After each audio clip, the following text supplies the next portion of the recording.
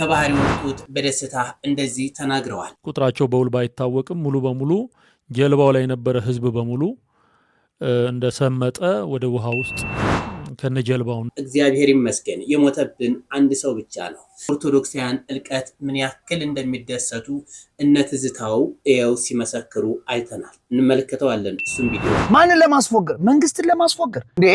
መንገድ ላይ የወጣችሁ እንደዚህ የምትሉ ሰዎች አላችሁ። ለምሳሌ መንግስታችን በርቱጋሾብ መደመር በማለት ያምናል።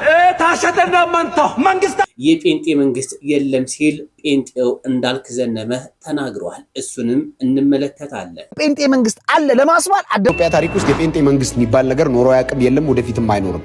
ወንጌል ድሮም ዘንድሮም ቦልድነሱ በመንፈስ ቅዱስ ጉልበትና በመንፈስ ቅዱስ ኃይል ነው እዚህ የደረሰው። ድሮም ዘንድሮም የቤተክርስቲያን አቅሟ ጉልበቷ መንፈስ ቅዱስ ነው። አሁን ካራክተር አሳሲኔሽን ወንጌል አማኙ ላይና በፍታዊነት ወንድማችን አቤላ አሁንም በድጋሚ ሐሰተኛ ነቢያቶችና ፓስተሮችን ለምን ተናገሩ ተብሎ ከሰውት ወደ እስር ቤት ወርዷል። እሱንም እናያለን። በዚህ ምሽት ሰበር ዜና ተሰምቷል። ተሟጋቹ አቤላ ቡና መታሰሩ ተሰምቷል። እዚህ ቲክቶክ መንደር ላይ ሐሰተኛ ወይንም ከመንፈስ ቅዱስ ውጪ የሆኑ አስተምሮቶችን የሚከተሉ ፓስተሮችን ወይም መሪዎችን በመለየትና ለማጋለጥ የሚታወቀው አቤላ ቡና ማምሻውን መታሰሩን ቤተሰቦቹ እንደነገሩት ገልጾ አንድ አፍታ ሚዲያ ዘግቧል። ይህ ነገር እኮ በሳይንሱም አይደገፍም፣ የተከለከለ ነው። ያጎትልይ ያክስትልይ ማግባት ይቻላል ይሉናል እኚህ ኡስታዝ። እስኪ ስለሱም እንመለከታለን። ያጎትህን ልጅ ልታገባ ትችላለህ፣ ያክስትህን ልጅ ልታገባ ትችላለህ። ይሄ ሰባት ዘር ለምን ሰባት ዘር ከየት እንደመጣ አላውቅም።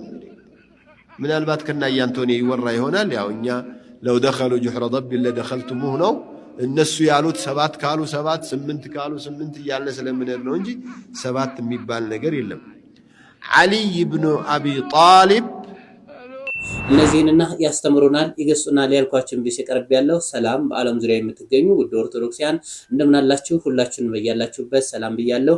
ይህ ቪዲዮ ደርሷችሁ እየተመለከታችሁ ከሆነ ለሌሎቹም ኦርቶዶክሳዊ ወንድሞቻችን እንድታደርሱ ስትል በትህትና ጠይቃችኋለሁ። ላይክ፣ ሰብስክራይብ እንዲሁም ሼር ማድረጋችሁን እንዳዘነጉ። ቀጥታ ወደ ቪዲዮዎቻችን እንሄዳለን። ይሄንን የጠለቀውን ያጋንንቱን ዓለም አማልክት ስምታችን ላይ ለረጅም ዘመን ደም ሲገበርለት ነፍሳት ሲበላ የኖረውን ዘንዶ በሚመለከት በተደጋጋሚ በብዙ መንገድ እና ጎዳና ተናግሬያለሁ ማለት ነውና ዛሬም መጀመሪያ ዜናውን የነበረውን ሂደት ከአንዳንድ የዜና አውታሮች ያገኘሁትን መረጃ ተጨባጭ መረጃ አሳያችሁና ከዛ ቀጥሎ ደግሞ ወደ ጉዳያችን ወደ መጽሐፍ ቅዱሱ መረዳት እንመጣለን።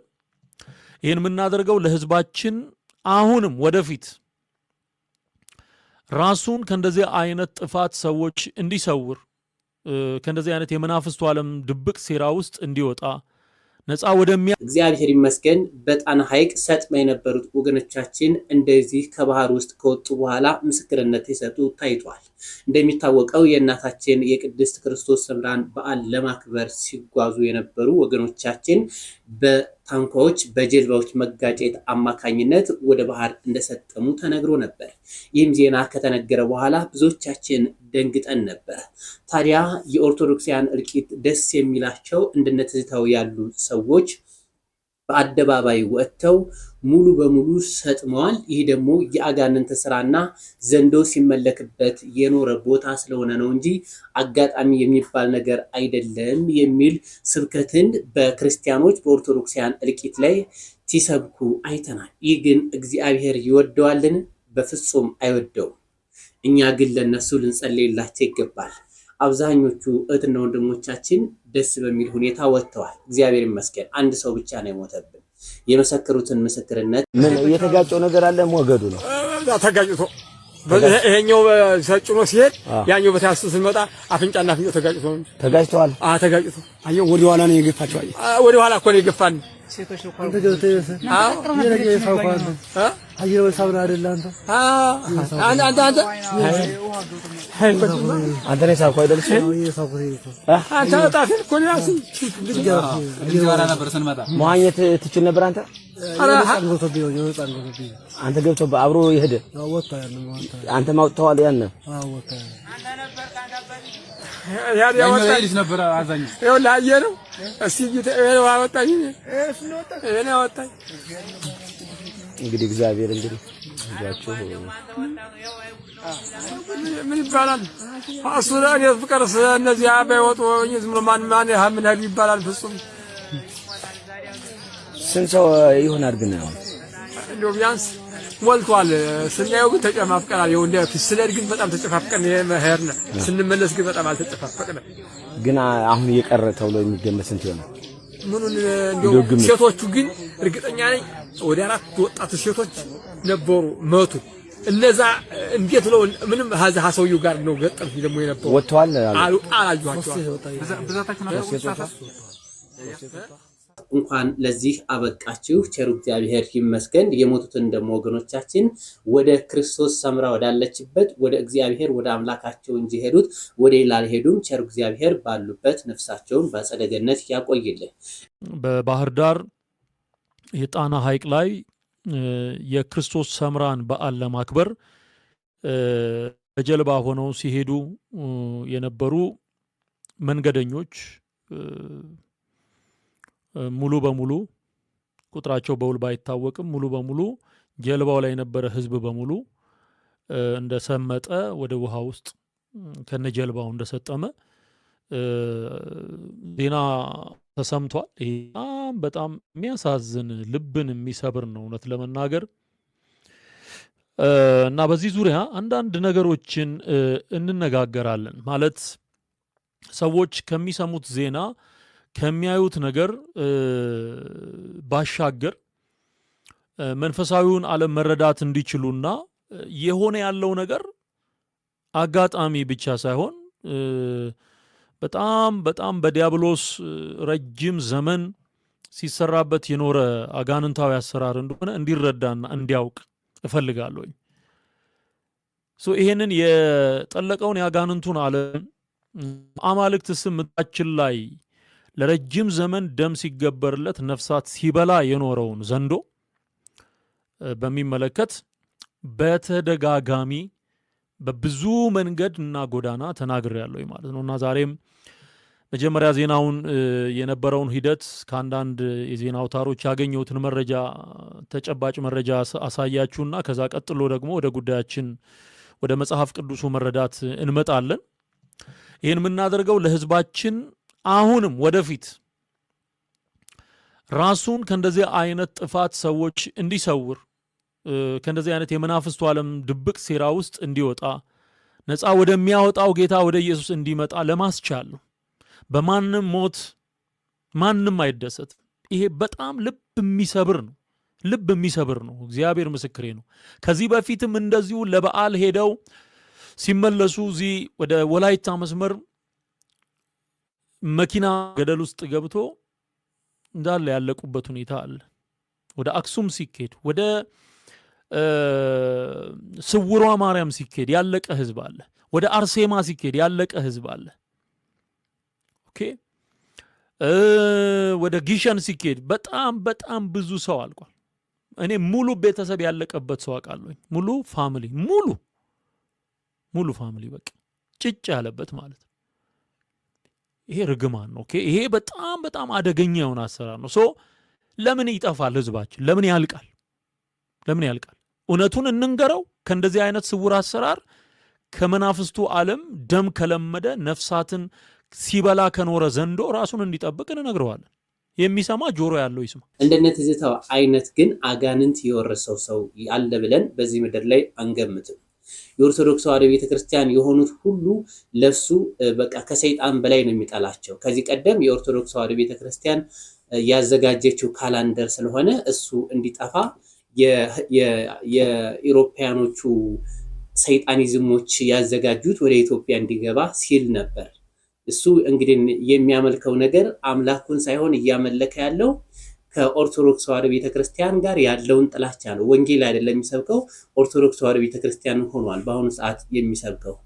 እንዴት በወገኖቻችን ሞት ወንጌል ሊሰበክ ወንጌል ሊሰራ ይችላል? ይህ በፍጹም ተቀባይነት የሌለው ነገር ነው። በጎን ወይም በሱ ስር ያላችሁ ሰዎች እባካችሁን ሰውዬ ወደ ጠበል ውሰዱልን እንላለን። ሌላኛው እጅግ የሚያስገርመው ነገር እኚህ ኡስታዝ የተናገሩት ንግግር ነው።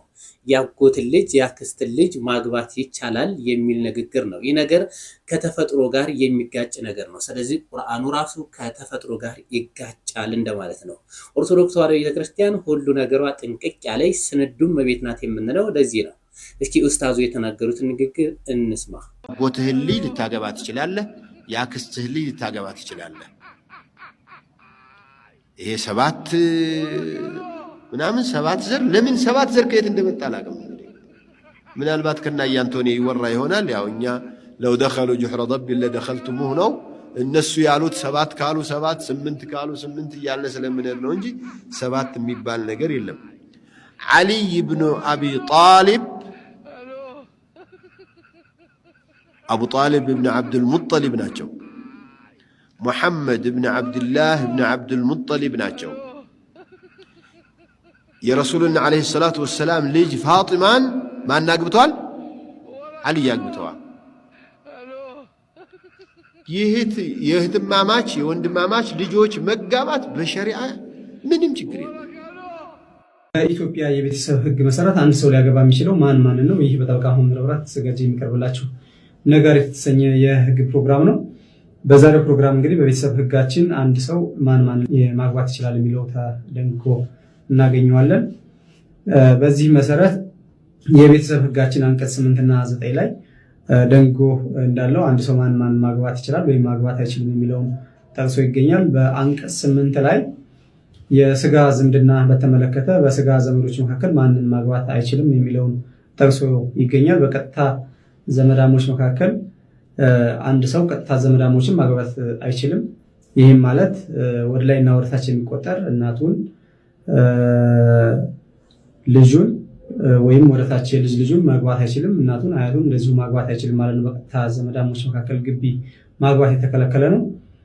በስጋ ዘመድ በሌላ በኩል ወደ ጎን በሚቆጠር የስጋ ዝምድና ወንድ እህቱን ወይም አክስቱን ማግባት አይችልም። ሴትም እንደዚሁ ከወንድሟ ጋር ወይም ከአጎቷ ጋር ጋብቻ መፈጸም አይችልም። ከዚህ ውጭ ያለውን ማግባት ይችላል ማለት ነው። ከስጋ ዝምድና ቀጥሎ በሁለተኛ ደረጃ የተቀመጠው ማግባት የማይችለው የጋብቻ ዝምድና በተመለከተ ነው። ይህ በአንቀጽ 9 ላይ በቤተሰብ ሕጉ አንቀጽ 9 ላይ ተጠቅሶ ይገኛል። በዚህም ድንጋጌ መሰረት ሁለት ክልከላዎች ተደርገዋል። እነዚህም በቀጥታ በጋብቻ ዘመዳሞች መካከል ጋብቻ መፈጸም አይቻልም። እንዲሁ ወደ ጎን በሚቆጠር መፈጸም አይቻልም። በቀጥታ የሚባለው እንግዲህ ወንዱ ከሚስቱ ልጅ እናት እና ወይም አያቷ ጋር ወይም የልጅ ልጇ ጋር መፈጸም አይችልም ማለት ነው። ወደ ጎን በሚቆጠር እንደዚሁ ባል ከሚስቱ እህት ጋር ጋብቻ መፈጸም አይችልም።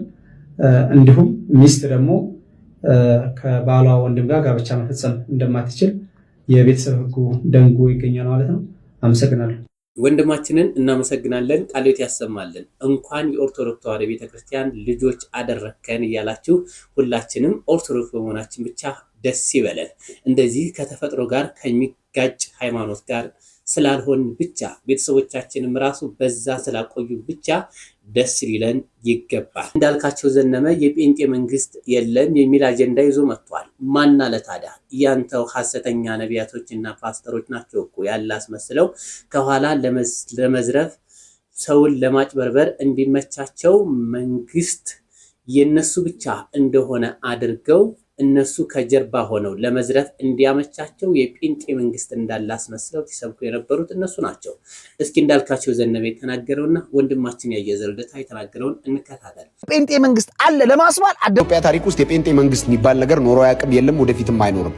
ወንጌል ድሮም ዘንድሮ ቦልድነሱ በመንፈስ ቅዱስ ጉልበትና በመንፈስ ቅዱስ ኃይል ነው እዚህ የደረሰው። ድሮም ዘንድሮም የቤተክርስቲያን አቅሟ ጉልበቷ መንፈስ ቅዱስ ነው። አሁን ካራክተር አሳሲኔሽን ወንጌል አማኙ ላይና በፍታዊነት ህዝቡን እያገለገለ ያለው መንግስትን ስም ለማጥፋት የተደረገ ያለ አካሄድ በጣም አደገኛና በአስቸኳይ ሊቆም የሚገባ እንደዚህ አይነት አስተሳሰብ ያላቸው ሰዎች ራሳቸውን ከእንደዚህ አይነት ነገር ቶሎ መቆጠብ አለባቸው። እንደዚህ አይነት ስሜትም እንዲሰማና የተቀረው ማህበረሰብ እንደዚህ እንዲያስብ የምታደርጉ አንዳንድ አካላትም ካላችሁ በአስቸኳይ ከዚህ ተቆጠቡ። በየትኛውም በማተብ ፍቃድ ተቀብለን የምናገለግለውም የምንሰብከው ወንጌል የለም። መንግስት ሁሉን ሃይማኖቶች፣ ሁሉን ብሔሮች በፍታዊነትና በእኩልነት እያገለገለ ነው የሚገኘው። ስለዚህ የመንግስትንም ስም አታጥፉ፣ መንግስትን ባለዋለበት እንዲሆን አታርጉ። የኢትዮጵያ ህዝብ ተነስቶ ጧት 12 ሰዓት የመረጠው መንግስት ነው እንጂ ጴንጤ መርጦኛል ብሎ ለጴንጤ ብቻ የተለየ እንክብካቤ እያደረገ ያለ መንግስት እንዳልሆነ ሁላችሁም ታውቃላችሁ። መንግስትና ክርስትና በጣም የተለያዩ ነገሮች ናቸው። መንግስት የራሱን ስራ ነው የሚሰራው፣ ቤተክርስቲያን የራሷን ስራ ነው የሚሰራው። ቤተክርስቲያን እንደዚህ አይነት ካራክተር አትሱ። ምናልባት ሀገሪቱን የሚመሩ አካላት የዚህ ቤተ እምነት ተከታዮች ሊሆኑ ይችላሉ። ነገር ግን ሰርኩላር ነው። እነሱ ስራቸውን ነው የሚሰሩት፣ ሃይማኖታቸው የግል ነው። ስለዚህ ወንጌል የምንሰብከው ዘመን መጥቶልን እግዚአብሔር ዘመን አምጥቶ ነው እንጂ የተለየ ድጋፍና የተለየ መንግስታዊ ከለላ ተደርጎልን አይደለም። እንደዚህ አይነት የጴንጤ መንግስት የሚባል የለም። መንግስት የኢትዮጵያ ህዝቦችን ሁሉ በእኩልነት የሚያገለግል ነው። አገርማ የሐሜተኛ ህዝብ እኮ ነው። አሁን ማን አለ እስቲ? አሁን እንግዲህ ምን እንደዚህ ይባላል? አሁን የጴንጤ መንግስት ምናምን ይባላል። አሁን ያው እንደዚህ ይባላል እንዴ? በእርግጣው የኢትዮጵያ መንግስት ጴንጤ ነው። አመራሮቹ ጴንጤዎች ናቸው። ክፍለ ከተማ፣ ወረዳ፣ ቀበሌ ያሉት በሙሉ ጴንጤዎች ናቸው። ግን በተአምር ለጴንጤ ሳይድ የሚያደርግ መንግስት ግን የለም እንዴ? እንደዚህ እያሉ ለምንድን ነው የሚያወሩት? ያላችሁ ደግሞ ይሄን ነገር እንዲመስል ጥረት የምታደርጉ አንዳንድ የወንጌል አማኞች አላችሁ። ስርዓታችሁን ብትይዙ ይሻላችኋል። ኢትዮጵያ ውስጥ ያለው መንግስት ምንም እንኳን የጴንጤ እምነት ተከታይ ቢሆንም ለሁሉም ሃይማኖት ግን እኩል የሆነ እይታ ነው ያለው። ቢኮዝ ሁላችንም 12 ሰዓት ወጥተን የመረጥነው ፀሐዩ መንግስታችን ነው። ለሙስሊሙም፣ ለኦርቶዶክሱም፣ ለጴንጤውም እኩል የሆነ መንግስት ነው። በዚህ ጉዳይ ሐሳብ እየሰጣችሁ መንግስት ስራውን እንዳይሰራ የምታደርጉ አካላት ግን ልታቆሙ ይገባል።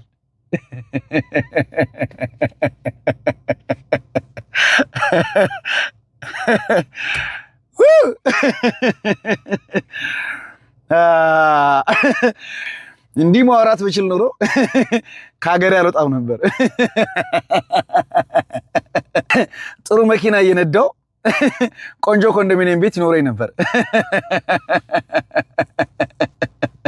ለማንኛውም ማለት ነው እንግዲህ ወንድማችን እንዳልክ እንደተናገረው ነው። ምንም ለጴንጤዎች ሳይድ የሚደረግ ነገር የለም፣ በፍጹም የለም። ፍትሃዊነት የሰፈነበት መንግስት ነው። አሁን ኦርቶዶክሳውያን ናሪሲ ላይ ጫፋቸውን ይነካል። አንድ ክርስቲያን ሞቷል? አልሞተም። መንግስት እንደሆነ የኦርቶዶክስ ተዋሕዶ ልጆች እንዳይሞቱ፣ እንዳይታሰሩ፣ እንዳይታፈኑ ቀን ከሌሊት እንቅልፍ በማጣት ነው ባለማተብ ኦርቶዶክሶችን እየጠበቃቸው ያለው። አሁን ለምሳሌ መንግስት የጎዳና ላይ ስብከትና የጎዳና ላይ ልመና ይቅር ብሎ ተናግሯል፣ ግን ሰሚ አጣ። አንዳንድ ጴንጤዎች መንግስትን ለማስፎገር እኮ ነው። መንግስት ገና ለገና ጴንጤን ይደግፋል፣ የጴንጤ መንግስት እንዲባል አንዳንድ የጴንጤ አማኞች አደባባይ ላይ ይወጡ ይሰብካሉ፣ ጎዳና ላይ ይወጡ ይሰብካሉ። ማንን ለማስፎገር? መንግስትን ለማስፎገር እንዴ! መንገድ ላይ ይወጣችሁ እንደዚህ የምትሉ ሰዎች አላችሁ። ለምሳሌ መንግስታችን በርቱጋሾብ መደመር በማለት ያምናል። ታሸተና ማንታ መንግስታችን መደመር በማለት ያምናል። በርቱጋሾብ ታሸተ ኢየሱስ ጌታ ነው። ኢየሱስ ይሞት ይችላል። ስለዚህ እግዚአብሔር ደግሞ ኩይዳፍረ መቀዱ ቆለ አንድ እንድንሆን ይናገረናል። ብትክለ መቀደቀው አሁን እንደዚህ አይነት ሰዎች ናቸው እንግዲህ የጴንጤ መንግስት አለን እንዲባል እየወጡ አደባባይ ላይ የሚሰብኩት። አሁን መንግስት እነዚህ ሰዎች አላያቸው። ቢያቸው ኖሮ ያስራቸው ነበር፣ ቢያቸው ኖሮ ይቀጣቸው ነበር። ግን አላያቸው ቢያቸው አይለቃቸውም። መንግስት እንዲህ አደባባይ ላይ እየወጡ የሆነ መብት እንደተሰጣቸው መንግስት በሉ እንዳለ አይነት ነገር ማድረግ ተገቢ አይደል? እንዲህ አይነት አደባባይ እየወጣችሁ ወንጌል ሳይሆን ብልጽግናን የምትሰብኩ ሰዎች መንግስትን እያስጠቆራችሁ ስለሆነ እንዳላችሁ እኔ እምላችኋለሁ፣ አደባባይ ላይ እየወጣችሁ እንደዚህ እያደረጋችሁ መንግስትን አታስጠቁሩ። የጴንጤ መንግስት የሚባል ነገር የለም። ሁሉም ኢትዮጵያዊ 12 ሰዓት ወጥቶ የመረጠው መንግስት ነው። ለሁሉም ፍትህ ነው የሚያደርገው መንግስት። የዳስታል መንፈስ ተወጋይ እኛ የወንጌል አማኞች ሕያዋንን እኛ ሕያዋን ስላለን ኢትዮጵያ ሀገራችን አልሞተችም፣ ወደፊትም አትሞትም። አሁን ተገቢ ነው። አሁን የዳስጣል መንፈስ የተወጋ ይሁን ትላላችሁ። አሁን ምን ማለት ነው? የቴዲ አፍሮ ዘፈንን ወጣችሁ ተቃውሙ መንግስት ያላችሁ ነው የሚመስለው። ግን መንግስት አላላችሁም። እናንተ ግን ተደብቃችሁ ሰው አየኝ አላየኝ ብላችሁ በጨለማ ሰው ሳያችሁ አደባባይ ላይ ወጣችሁ ከመንግስት ተደብቃችሁ ሆን ብላችሁ የጴንጤ መንግስት አለ ለማስባል አደባባይ ላይ ወጣችሁ እንደዚህ ትላላችሁ። እረፉ፣ አደባችሁን ግዙ። መንግስት ስራውን ይስራበት። እናንተ እየወጣችሁ በአደባባይ ላይ እንዲህ አይነት ስብከት አትስበኩ። የጴንጤ መንግስት ይባል ነገር የለም።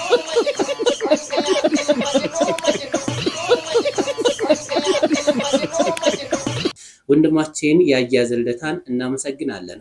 ይህ በእንዲህ እንዳለ ወንድማችን አቤል አቡና በአሁኑ ሰዓት በሐሰተኛ ነቢያቶችና ፓስተሮች ክስ ወንድማችን አቤል አቡና በህግ ቁጥጥር ስር እንደሚገኝ ይታወቃል። ሰበር ዜና። የበርካታ ሰዎች ራስ ምታት በመሆን የሚታወቀው አቤል አቡና በዛሬው ዕለት መታሰሩም ተሰምቷል። በተነገረው መረጃ መሰረት አቤል አቡና በዛሬው ዕለት ለእስር የተዳረገ ሲሆን በሁለት ነብዮች ከሳሽነት አማካኝነት እንደታሰረም ተነግሯል። በዚህ ጉዳይ ላይ ሰፋ ያለና የተብራራ መረጃ የማገኝ ከሆነ ወዲያው የማሳውቃችሁ ይሆናል። በዚህ አጋጣሚ አቤል አቡና እንድትጸልዩለት ጥሪም ቀርቧል። መንግስት ግን ሐሰተኛ ነቢያቶችና ፓስተሮች በሐሰት ሰውን ሲያጭበረብሩ ለምን ዝም እንዳላቸው አናውቅም። እንግዲህ ከዚህ ባንክ ይሄን ያክል ብር ተልኮልሃል እያሉ የሰው ልጅ ሲያጭበረብሩ እነሱን ዝም ብሎ ይህንን እውነትን የሚናገርን ወንድማችን አቤል አቡናን ለምን በህግ ሁሌ እንደሚከታተለውና እንደሚያስረው አናውቅም። ወንድማችን አቤል አቡና በአሁኑ ሰዓት በህግ ቁጥጥር ስር ይገኛል። ሁላችንም በጸሎት እንድናስበው ጥሪም ተላልፈዋል። ሌላኛዋ በቲክቶክ አካውንት የቤጂንግ ኢየሱስ ነው በመባል የምታወቀው ከ700,000 በላይ ተከታይ ያላት ኦርቶዶክሳውያን ፎሎ እያደረጓት ግን ኦርቶዶክሳውያን ላይ ስትቆምር የነበረች የኦርቶዶክስ ተዋሕዶ ቤተክርስቲያንን ማሊያ በመልበስ ፕሮቴስታንቲዝምን ትታስፋፋ የነበረች ይህች እህት ወንድማችን መምህራችን ነቅቶባታል። ኢየሱስ ክርስቶስ አሁንም ድረስ እንዳማለደ ትናገራለች። ቅዱሳን እንደማያማልሉ ትናገራለች። ይህ ግን ከመጽሐፍ ቅዱስ አንግል እንዴት ይታያል የሚለውንና ከአጭበርባሪነቷም ነቅሎ ለማውጣት እስኪ እንከታተል። በኦርቶዶክስ ማሊያ ለፕሮቴስታንት የምትጫወተውን ጋንጩር በደንብ አድርጌ መልስ እሰጣለሁ። በጣም ብዙ ጊዜ ቤተክርስቲያን ላይ አፏን ስትከፍት በጣም ብዙ ጊዜ በተለይ ቲክቶክ ላይ ከ700,000 በላይ ፎሎወር አላት። የቃለ ዓዋዲ ወይም የቀድሞ መምህር አሰግድ ሳህሉ ደቀ መዝሙር ናት። የኢትዮጵያ ኦርቶዶክሳዊ ተዋሕዶ ቤተክርስቲያንን ከመጽሐፍ ቅዱስ ውጭ የሆነ አስተምህሮት እንደምታስተምር ቤተክርስቲያን ሐሰተኛ የሐሰት አባት የተባለውን ዲያብሎስን እንደምታመልክ አይነት ትርጉም ያለው ነገር ትንሽ ተናግራለችና ጥያቄዋን አንድ ጊዜ ተመልክተን እንመጣለን። ማርያም ታማልዳለች። መጽሐፍ ቅዱስ ላይ ፈልጌ ያጣሁት ውሸት። ቅዱሳን ያማልዳሉ። መጽሐፍ ቅዱስ ላይ ፈልጌ ያጣሁት ውሸት። ጻድቃን ያማልዳሉ። መጽሐፍ ቅዱስ ላይ ፈልጌ ያጣሁት ውሸት። መላእክት ያማልዳሉ። መጽሐፍ ቅዱስ ላይ ፈልጌ ያጣሁት ውሸት። ክርስቶስ ኢየሱስ እርሱ በሰውና በእግዚአብሔር መካከል ሆኖ ለዘላለም ሲያማልድ በሕይወት ይኖራል። ለየታመነ ዘላለማዊ እውነት ሆኖ ያገኙት ይህ ብቻ መጽሐፍ ቅዱስ ውስጥ እርሱ ክርስቶስ አማላጅ እንደሆነ ብቻ መጽሐፍ ይናገራል። ከዛ ውጭ ግን እንትና ታማልዳለች እንትና ያማልዳል የሚል መጽሐፍ ቅዱስ ውስጥ አላገኘሁም። ምናልባት እናንተ አግኝታችሁ ከሆነ ምዕራፍና ቁጥሩን ጠቁሙ። ያለ ክርስቶስ ኢየሱስ አማላጅነት ዓለም አይድንም። እንግዲህ እንዳያችሁት መጽሐፍ ቅዱስ ላይ ፈልጌ ያጣሁት ውሸት በማለት ማርያም ታማልዳለች የሚል እንደሌለ ፈልጋ እንዳጣች፣ ቅዱሳን ያማልዳሉ የሚል የመጽሐፍ ቅዱስ ቃል እንዳጣች ፈልጋ ማለት ነው።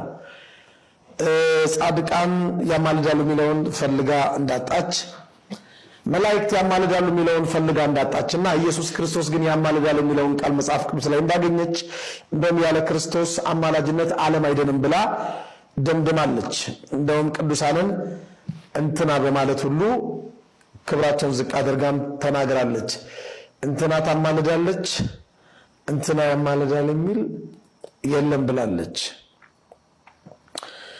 እኛ ደግሞ ለእያንዳንዱ ጥያቄዎችሽ ለእያንዳንዱ ፌዞችሽ መጽሐፍ ቅዱሳዊ መረጃና ማስረጃ አስደግፈን መልስ እንመልስና የራስሽ መምህራን ደግሞ ለጥያቄዎችሽ መልስ እንዲሰጡሽ እናደርጋለን። እዛው ቃለ ዓዋዲ ላይ ተስፋ የሚባል አስተማሪያችሁ የተናገረውን ንግግር በማስረጃ እንግዲህ አቀርብልሻለሁ ማለት ነው። ምናልባት እንዲህ አይነቶቹን ሰዎች ማህበራዊ ድረገጽ ላይ በጣም ብዙ በመቶ ሺህ የሚቆጠሩ ሰዎች ስለሚሰሟቸው እነዚህ የሚሰሙት ሰዎች ቤተክርስቲያን የኢትዮጵያ ኦርቶዶክሳዊት ተዋሕዶ ቤተክርስቲያን ማለት ነው መልስ የሌላት ቤተክርስቲያን አድርገው እንዳይቆጥሯት ቤተክርስቲያን ለቤተክርስቲያን መልስ የሚሰጡ ልጆች እንዳሏት መጽሐፍ ቅዱሳዊት ቤተክርስቲያናችንን መግለጥ፣ ማሳወቅ፣ ማሳየት ግዴታችን ነው። አናቆም። ምናልባት አንዳንዴ ለምንድን ነው መልስ የምትሰጧቸው ጭራሽ ለነሱ ማስታወቂያ ትሰሩላቸዋላችሁ ምናምን የሚሉ አንዳንድ የዋህ ምዕመናን ስላሉ ማለት ነው። እኛ መልስ የምንሰጠው መጽሐፍ ቅዱሱ መልስ ስጡ ስለሚል ነው። በስድብ መልስ አንሰጥም። በዛቻና በማስፈራራት መልስ አንሰጥም። የእግዚአብሔርን ቃል ግን ማስረጃ እያቀረብን ግን መልስ እንሰጣለን። ቃሉ ስለሚል ነው። እስቲ ላንብብላችሁ። አንደኛ ጴጥሮስ ምዕራፍ 3 ቁጥር 15 በእናንተ ስላለ ተስፋ፣ በእኛ ስላለ ተስፋ፣ ተስፋ ሃይማኖት፣ በእኛ ስላለ ተስፋ፣ ተስፋ ኢየሱስ ክርስቶስ ምክንያትን ለሚጠይቋችሁ ሁሉ መልስ ለመስጠት የተዘጋጃችሁ ሁኑ ካለ በኋላ ነገር ግን በየዋህነትና በፍርሃት ይሁን ይላል። አዎ በየዋህነትና በፍርሃት ነው። በክርስቶስ ያለውን መልካሙን ኑሯችሁን የሚሳደቡ ሰዎች ይላል ልክ እንደዚች እንደ ቀዩ ሰይጣን ማለት ነው ክፉን እንደምታደርጉ በሚያሙበት ልክ ይላል በሚያሙበት ሐሜታቸው እንዲያፍሩ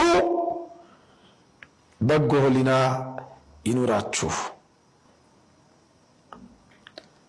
በእኛ ስላለው ተስፋ ሃይማኖት ጥያቄ ጠይቀሽናል። ከእግዚአብሔር ቃል መጽሐፍ ቅዱሳዊ መልስ እንሰጣለን። ምናልባት ቀዩ ሰይጣን ስላልኩ የሚከፋችሁ ካላችሁ ከዛ በላይ ስም ቢኖር ብሰጣት ደስ ይለኛል። ነጠላ አድርጋለች። የኢትዮጵያ ኦርቶዶክሳዊት ተዋሕዶ ሃይማኖት ምእመን ለመምሰል አንገቷ ላይ ማዕተብ አስራለች። የኢትዮጵያ ኦርቶዶክሳዊት ተዋሕዶ ቤተክርስቲያን አማኝ ለመምሰል እኔ ሳሎን ግን ይህንን ስም የሰጣት መጽሐፍ ቅዱስ ነው። የበግ ለምድ ለብሰው ከሚመጡባችሁ በውስጣቸው ግን ነጣቂ ተኩላዎች ይላቸዋል። ተኩላ ነጣቂው ተኩላው ደግሞ ዲያብሎስ ነው። የቀደመው እባብ ታላቁ ዘንዶ እና የሱ የግብር ልጆች ናቸው። መጽሐፉ ተኩላ ካለ የመጽሐፍ ቅዱሱን ቃል ለማስተጋባት እንደ ገደል ማሚቱ ማን ከልክሎኝ? የማቴዎስ ወንጌል ምዕራፍ 7 ቁጥር 15 እንዲህ ይላል የበግ ለምድ ለብሰው ከሚመጡባችሁ በውስጣቸው ግን ነጣቂዎች ተኩላዎች ከሆኑ ከሐሰተኞች ነቢያት ተጠንቀቁ፣ ከፍሬያቸው ታውቋቸዋላችሁ ይላል የማቴዎስ ወንጌል ምዕራፍ 7 ቁጥር 15 ላይ የተጻፈ የእግዚአብሔር ቃል። የበግ ለምድ ለብሰው እንደ በግ ትሁት መስለው ማለት ነው። የበግ ቆዳ ገፈው የበጉን ቆዳ ለብሰው ማለት አይደለም። ባህሪያቸው፣ ቋንቋቸው፣ ስብከታቸው፣ አስተምህሮታቸው፣ እምነታቸው፣ አመለካከታቸው የበግ የሚመስል ውስጣቸው ግን ውስጠ ወይራ ንግግረ መርዝ የተኩላ የሆነ ነፍሳትን የሚነጥቁ። መምህራችንን እናመሰግናለን። ቃልዎት ያሰማለን። ውድ ኦርቶዶክሳውያን እስከ ሰዓት ድረስ አብራችሁ ስለቆያችሁ አመሰግናለሁ። በቀጣይ ቪዲዮ እስከምንገናኝ ድረስ ሰላም ቆዩ።